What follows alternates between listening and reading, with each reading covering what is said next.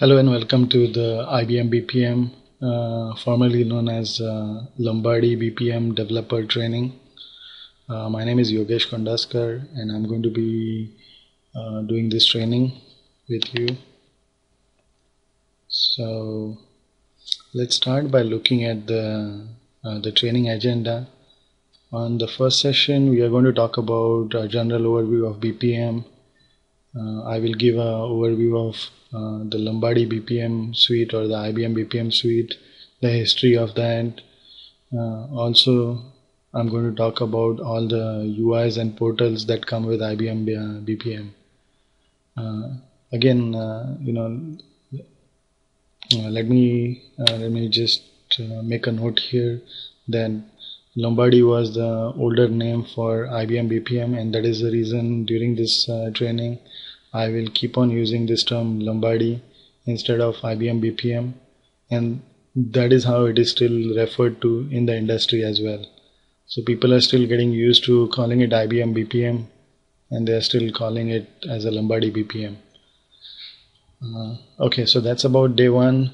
Day two, I will introduce the recruit to hire process, which we will use during the training sessions, and then get into the process modeler. Use the process modeler to model a simple business process, and that can showcase all the components that are typically there in a business process. On day three, or on the session 3, we are going to get into the service designer and then use activity wizard for implementing some services. Services are the implementations for the business process. Okay, so that's what we are going to do on the day 3. And then we will also look at process inspector and debugging of a process. Okay, on day 4 we are going to get into events, handling of events in IBM BPM, and we are going to look at the coach designer. So we will create coaches. Basically the user interfaces in Lombardi are referred to as coach. On day 5 we are going to do connectors. Connectors are the integration framework, and that includes Java and web service connectors. Also, we are going to talk about exception handling. Okay, so let's talk about what is BPM. BPM, as you know, stands for Business Process Management. Business Process Management is about managing various business processes, or automating and improving various business processes that are there in an organization. Okay, typically if you go to any organization, there will be a lot of processes that they follow. They can be very simple process let's say if you go to a IT services company like ours, there could be a simple recruiting process where a new job position is posted online and then resumes are collected, and then you schedule interviews, do the interviews, and then do the hiring of the new employee. So that is an example of a business process in a IT services industry.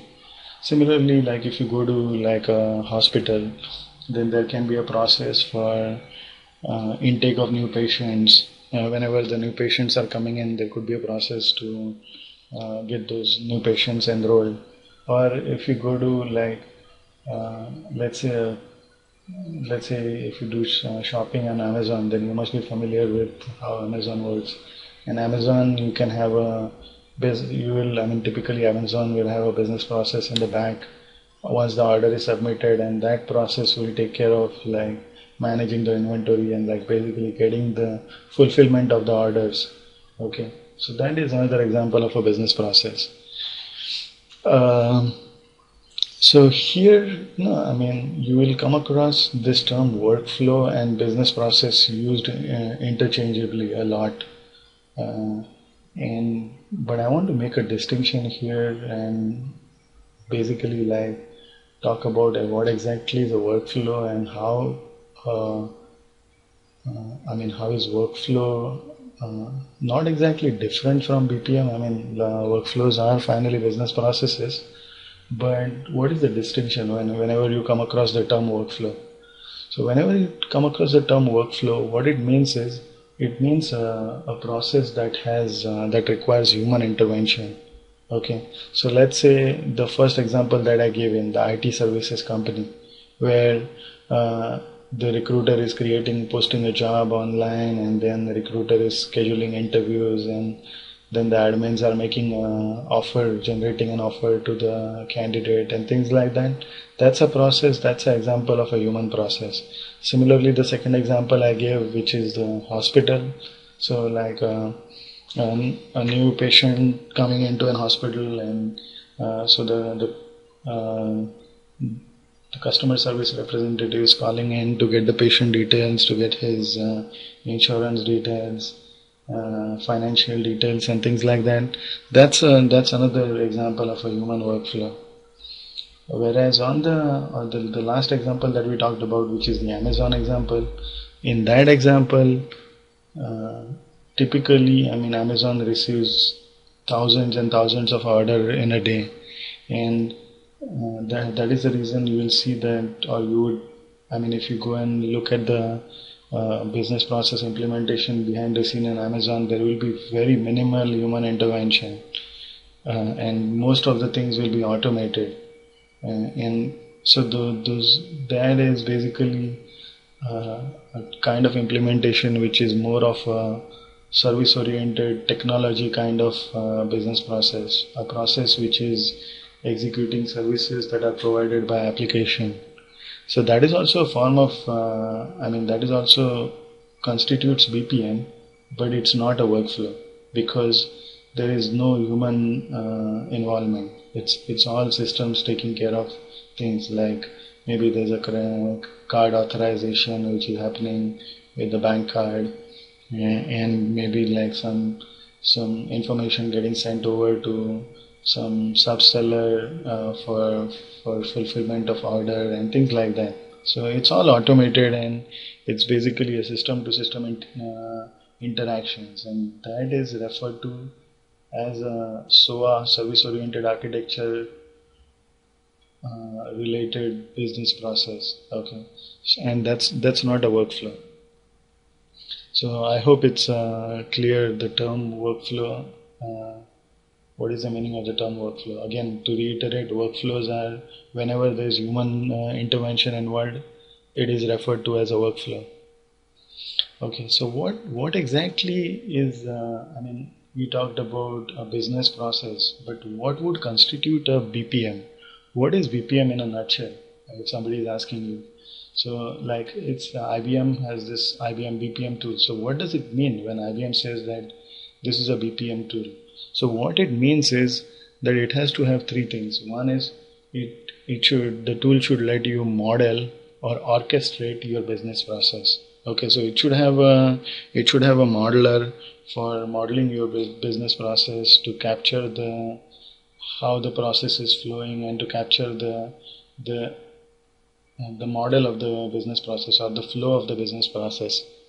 Okay, the second thing that a BPM tool needs to provide is the ability to automate or to provide an implementation for the process.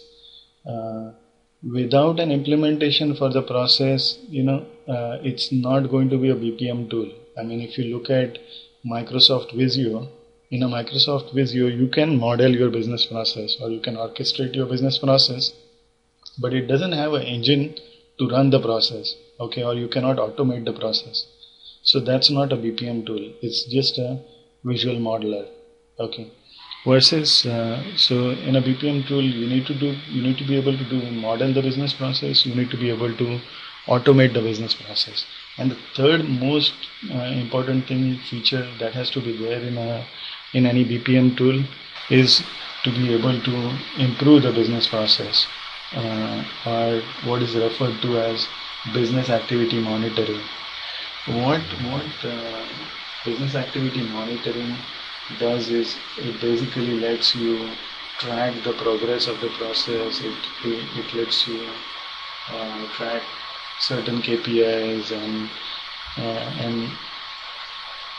monitor your process and then like capture that data to do some reporting and to be able to optimize or improve the process.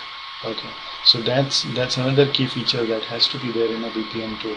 So like in a nutshell, BPM is about modeling, automating, and improving or optimizing. Let's get to look at the history of the IBM BPM tool. So IBM BPM 7.5 is the current version that IBM is making available to its customers. So before this, I mean this tool basically is something that was developed by a company called Lombardi. Lombardi Software is an Austin-based company, or was an Austin-based company, that was acquired by IBM in Jan 2010. So prior to that, the product was known as Lombardi Teamworks, which was developed by Lombardi Software, and so there were like basically anything prior to the 7 version, 5, 6 were the popular versions. So those versions were called as the Lombardi Teamworks. There's another interesting thing about this, the name of the company, Lombardi Software. So the name of the company actually comes from Vince Lombardi, who is the football NFL football coach, after whom the NFL trophy is also named. So these guys at Lombardi, they were big fan of football, and that's the reason they named the product as Lombardi.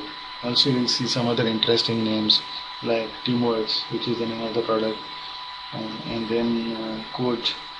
The user interfaces that you create, UI that you create in Lombardi, or the forms that you create, is called as are known as coaches in Lombardi.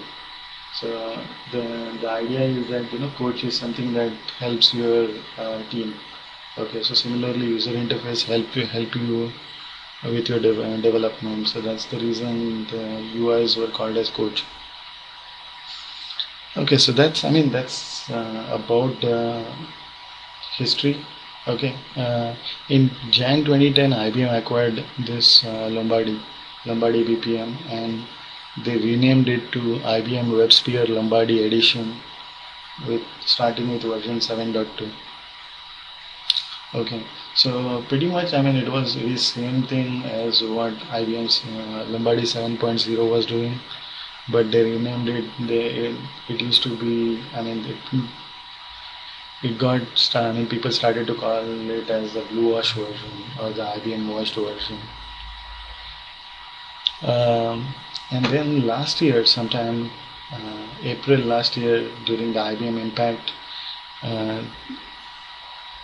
in April 2010, IBM released the BPM 7.5 version.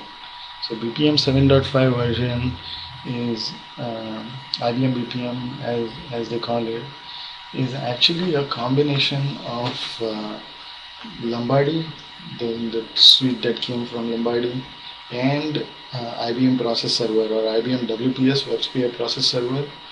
So WebSphere Process Server is more on the SOA BPM side. So it's a BPM with the SOA style, and this is the human-oriented workflows which come from Lombardi. So they combined the best of the two products and made it into IBM BPM 7.5. Okay, so that's a little bit of history about the IBM BPM product. We looked at we talked about workflow, introduction to BPM, overview of the tool. Now let's get into looking at a sample workflow. So this slide here shows a sample workflow.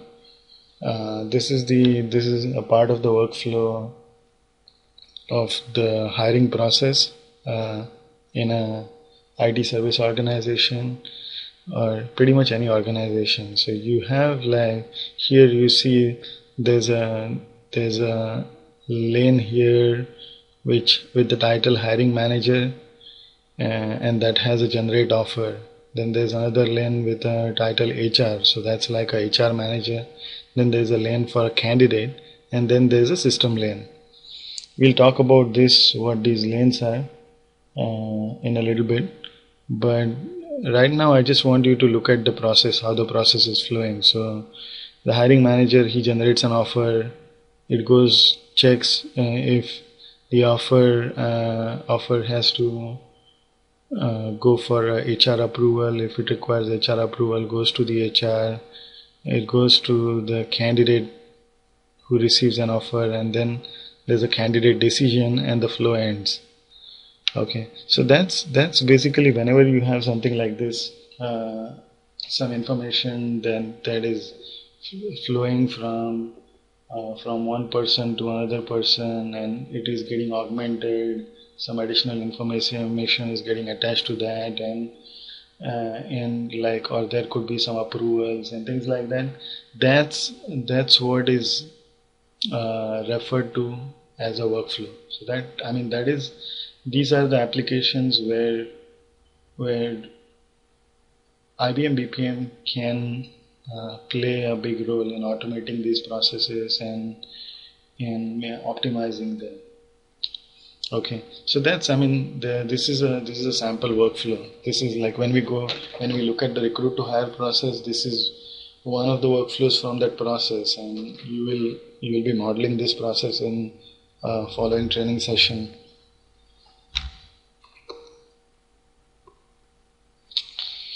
Okay, so now let's talk about the business process modeling notations, or BPMN. Before we get into BPMN, let me give a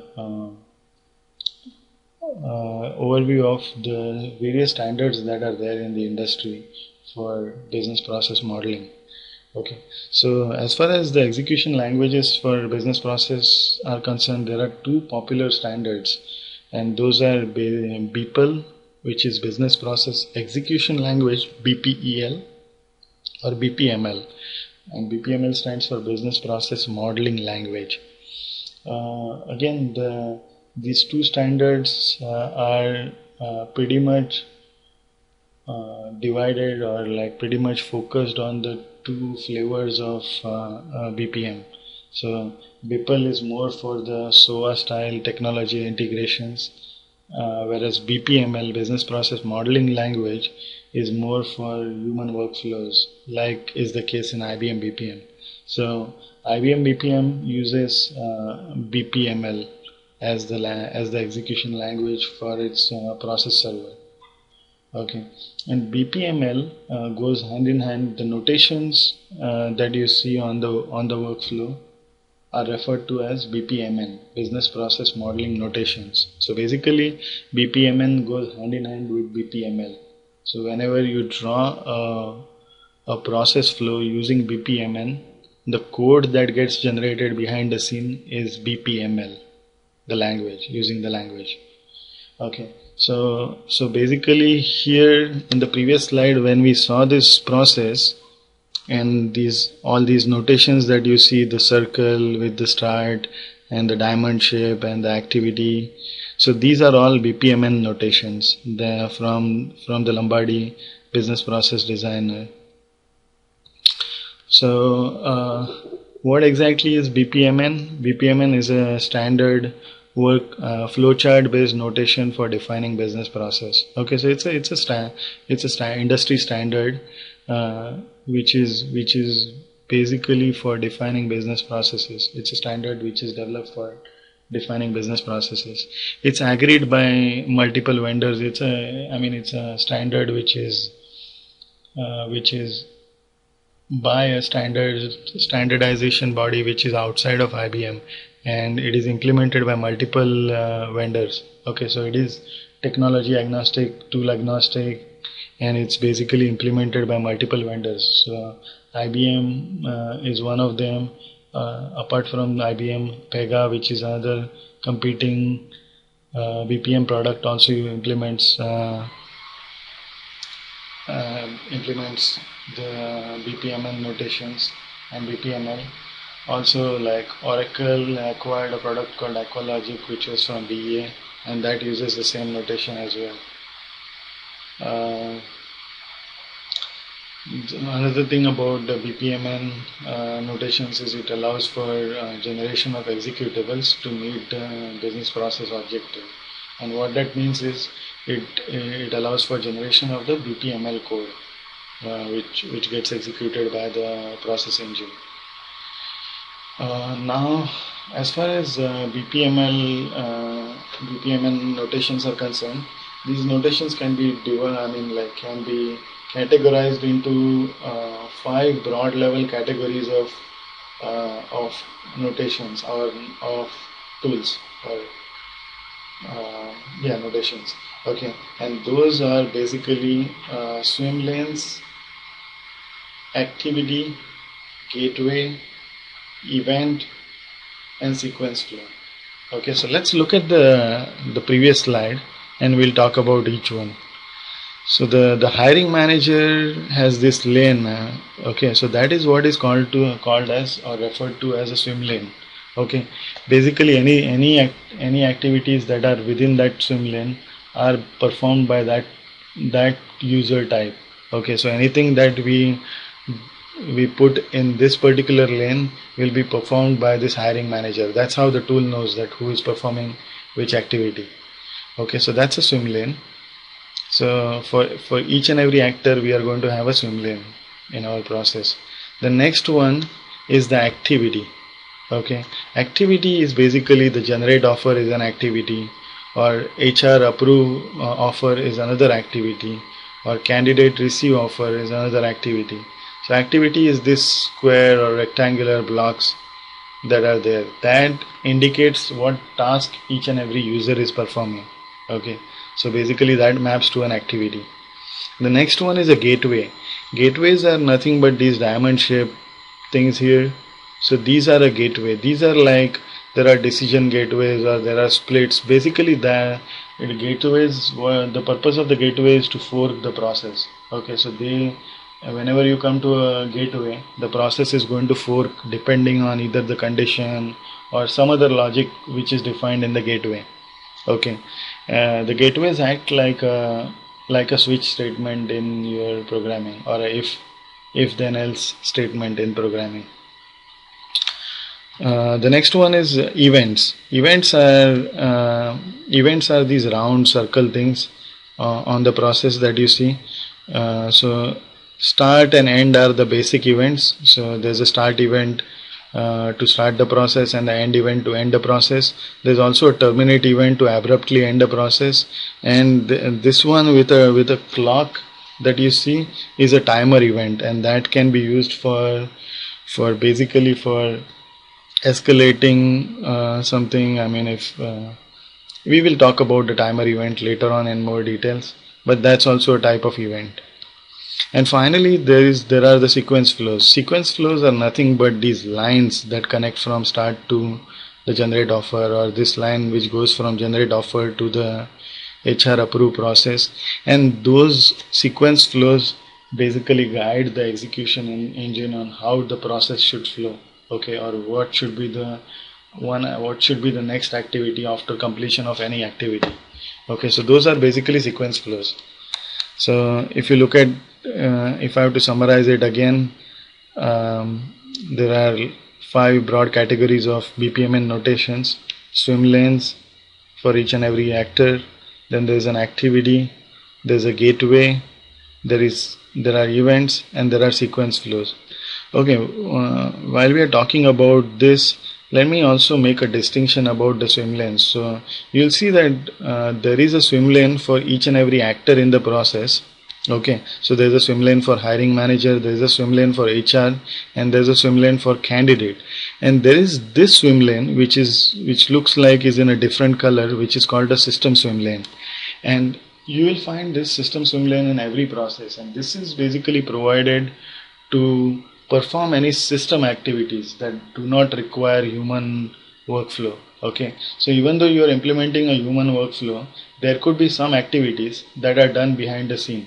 Okay, let's say in this case escalate task. Escalate task might be doing something like sending an email notification to the manager saying that this person has not performed his activity. So this is a system activity. It doesn't require any human intervention at all. Okay, so that is typically mapped in a system lane. So that's what the system swim lane is for.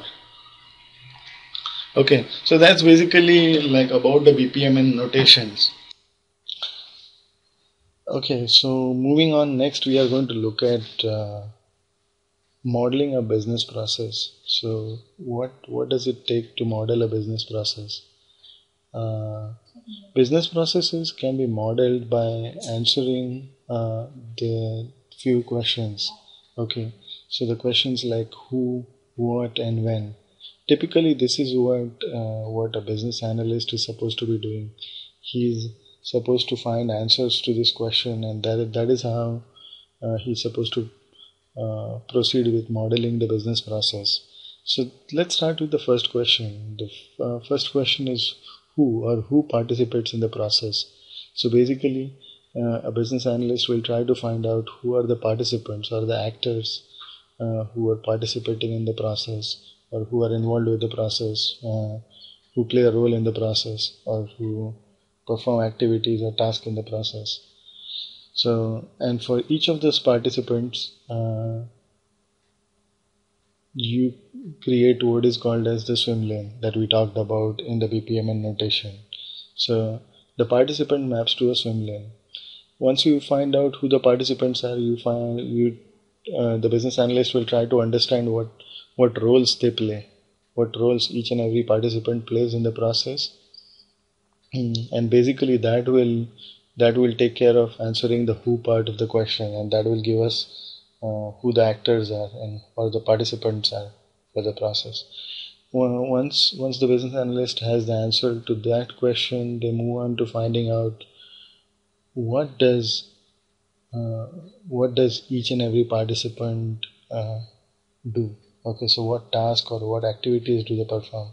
So to find the answer to that, I mean, typically what happens is like the business analyst will conduct meetings with the participants and try to understand what task they perform as a part of that process.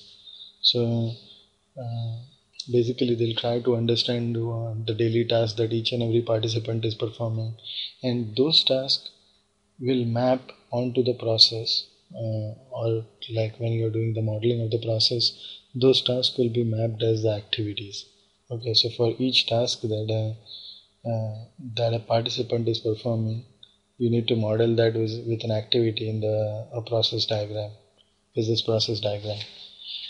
After you find the answer to the what question, then the next question is when do they do it? Okay, so this is where the business analyst will try to put the process into the right flow, or trying to find out the sequence of the activities that need to be performed. Okay, so let's say the first activity, after the first activity is completed, who is the next person who gets the task and what is the activity that he performs. And this is done by connecting the flow lines in the BPD diagram that we saw. Okay, so basically they will map from one activity to another with the flow map, and that's how the business process engine will know which task to perform next after one task is complete. Also, the business analyst will try to find out any other conditions that might be existing. So conditions are typically like the decision point in your process. They will, you can say that you want to, like the business analyst will try to find out if some of the tasks can be performed in parallel, or if there's a task that has to be repeated multiple times, or if there are any deadlines. Deadlines are basically nothing but escalations, or the timer event that we saw, indicating that if a task is not performed within a particular set duration, then there has to be an escalation of the task. Okay, so that is basically how the typical business analyst will go about modeling a business process by answering these three very simple questions about the process. So, who is the participant of the process? What do they do? And when do they do it? The order in which they do it, or the sequence in which they do it. Next, let's look at what is called as the IBM BPM shared model architecture. Okay, so IBM BPM follows what is called as the shared model architecture, and what that means is that uh, all the components that are defined in IBM BPM, as well as all the runtime data, is stored in a shared model database. Okay, so it's stored in a database, and all the user interfaces that are provided access all this information from this single shared model database through either the process server or the performance server or the process center. And because it is all this information is coming from a single database, it is referred to as a shared model architecture.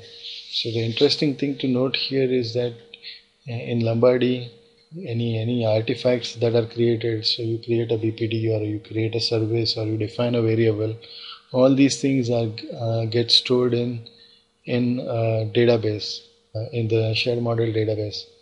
Instead, unlike like a Java application where all these objects get stored in the file system, so that's something which is very different in IBM BPM. And because of this architecture, this peculiar architecture, the version control in Lombardi IBM BPM is completely different from what you would find. I mean, you cannot use the standard version control tools like CVS and PVCS with IBM BPM, and that is the reason IBM BPM comes with its own version control, which is a limited version of version control that's built into the tool. But that's basically about the process center and the repository and process server shared model view, and how all of these things are come together to make the product functional.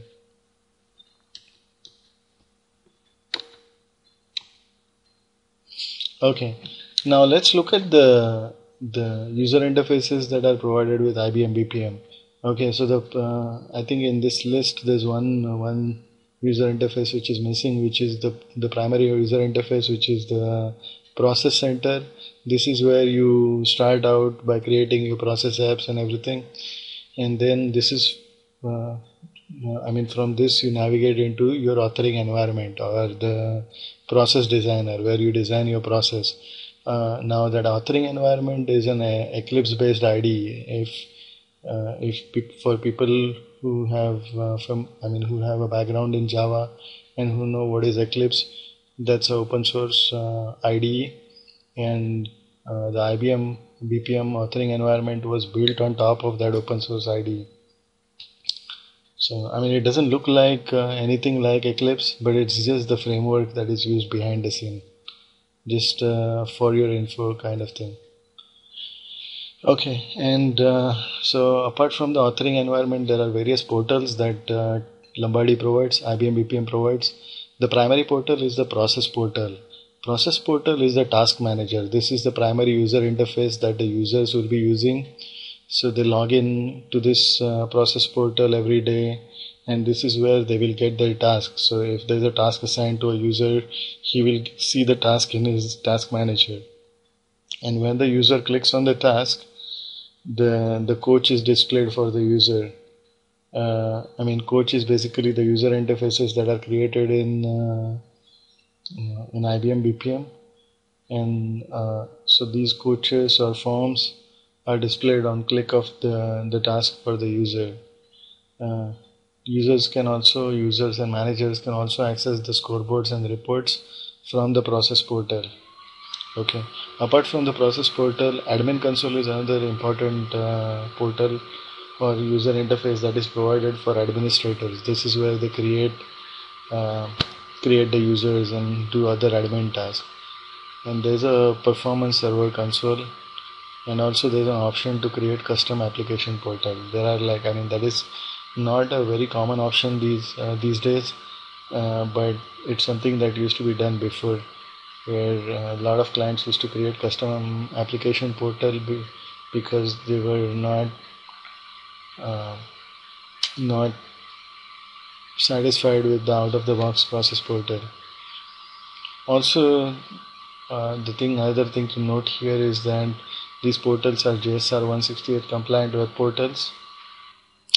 JSR 168 is a Java standard for portal technology, and basically that helps making the portal interoperable. That is that because these portals are JSR 168 compliant, they can be used with any standard Java JSR 168 compliant portal servers.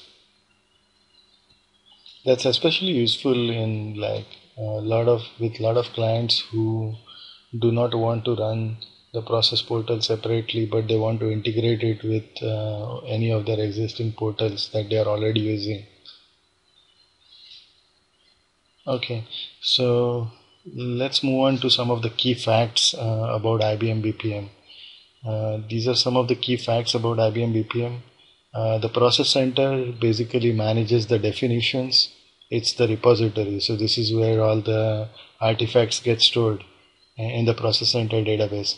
Definitions are stored in a database. Like we talked earlier, all these definitions get stored in a database. That can be an Oracle or a DB2 database. And because of that, the version control thing that we talked about, where they cannot be applied to a standard CVS based version control. Also, process server basically the process server database manages the in-flight instance. Okay, so process server is the runtime server. Like when the application runs, then that is actually running on the process server. Okay, and any in-flight instance related data. Okay, any PPD instance related data gets stored in the process server database. Okay, the process server runs on an IBM WebSphere app server. So process server is basically a Java application that IBM has developed, and it runs on a IBM IBM WebSphere app server. We talked about shared model architecture already. So basically all UIs access data from the single JDBC data source. Process designer is an Eclipse based IDE. We already talked about that. IBM BPM provides a very strong framework for integration with external Java applications and web services, SOAP compliant web services as well as REST web services. Performance server basically is the IBM BPM's BAM solution. So business activity monitoring and reporting can be done through the performance server. Okay, so these are basically some of the key facts about IBM BPM. Now let's look at the user interfaces.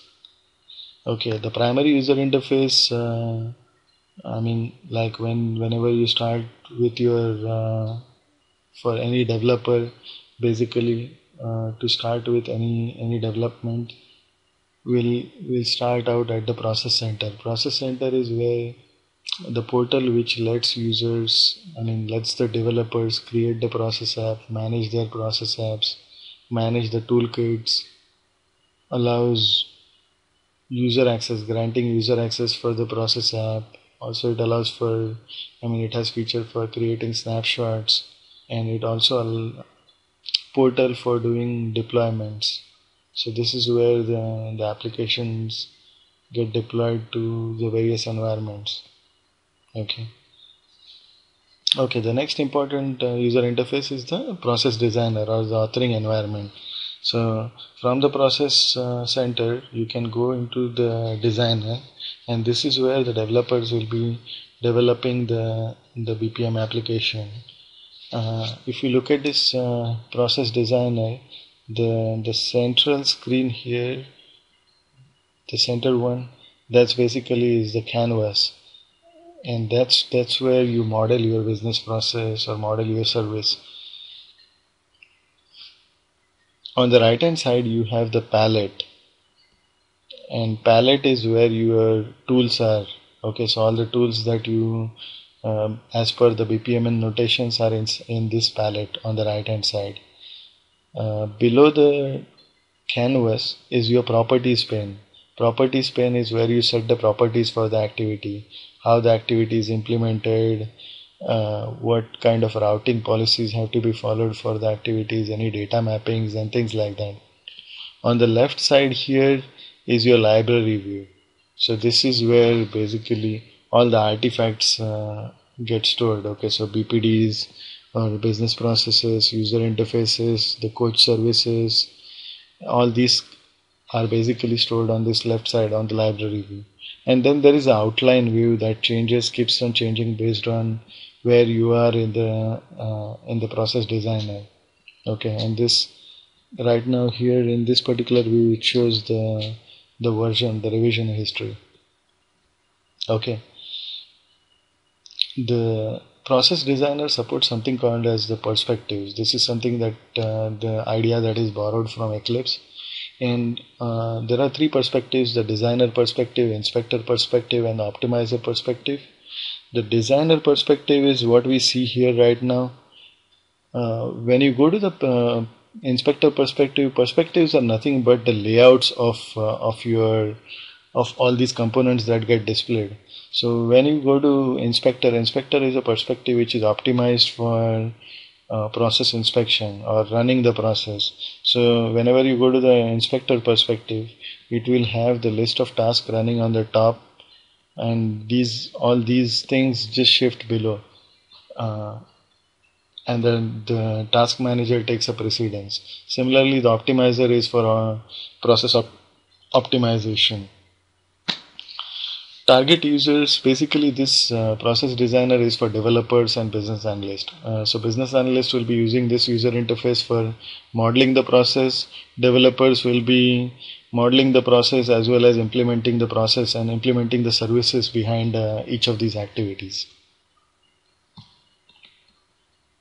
Okay, the next important user interface is the process portal. This is the task manager that we talked about. This is what the end users will be using. This is where they log in, and if you look at here, the instances, this is where they will get the list of tasks that they need to perform. Okay, so the primary function of the process portal is the task manager. Okay, apart from task manager, I mean, whenever you click on the task, that is where the coach or the forms will be displayed. Okay, so it's also the interface to access your coach.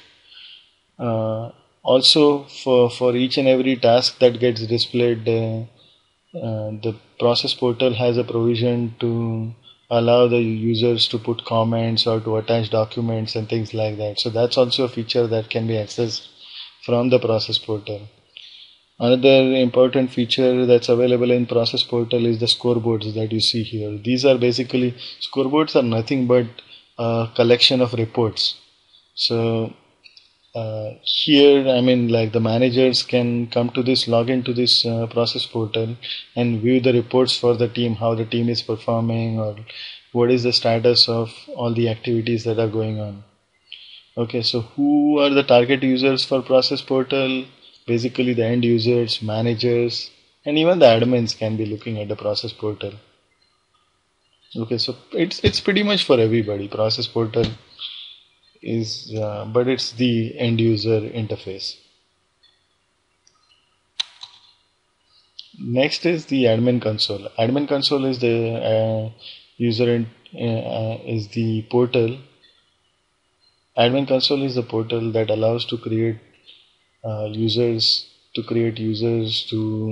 create the roles and responsibilities. It's basically the administrative portal for IBM BPM. Okay, it also has provision to create shortcuts and things like that. So there's any admin functionality, and again, as you can guess, the target user is the IBM BPM administrators.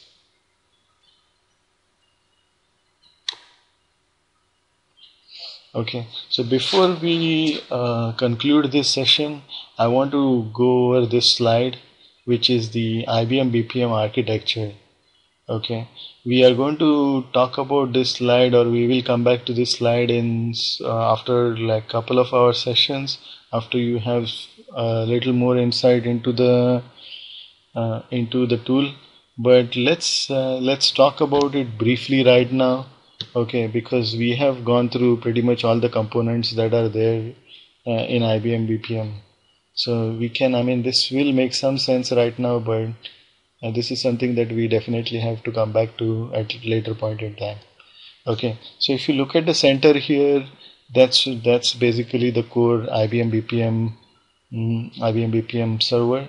Okay, so it, as you can see, it runs in a Unix or a Windows server, and it runs on top of a Java application server, which is a IBM WebSphere. Okay, it says JBoss and WebLogic here, but it's actually IBM WebSphere.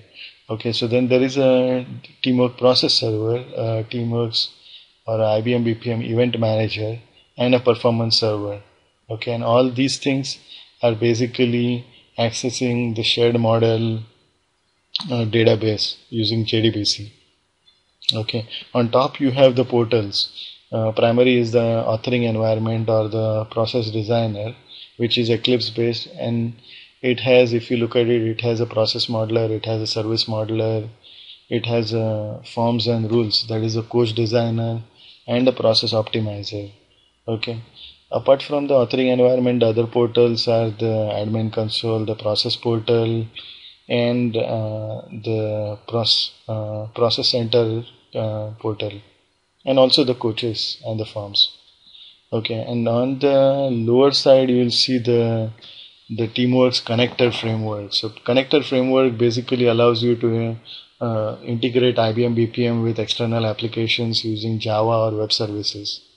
Also, apart from the Java and web service integration, Teamworks also, IBM BPM also has the provision for interfacing using messaging framework, and that is something that is provided using something called as an undercover agent, which we'll talk about it later on. And the last box here is the security framework. Security framework basically is the basic thing it takes care of is the users and rules. I mean, whenever the user logs in, the user gets authenticated against the security framework. It also has the facility to be able to provide additional authentications like single sign-on, or maybe authenticating against an existing LDAP or Active Directory. So those are the configurations that need to be, in case that is a requirement, those have to be done by making some changes to the security framework. Okay, what that basically means is, like, single sign-on is sometimes clients have this requirement where they don't want the users to sign in with a different username and log in to IBM BPM process portal. So I mean, to bypass that particular login, the single sign-on has to be implemented, wherein the user doesn't need to sign on but takes the credential from the Windows credentials.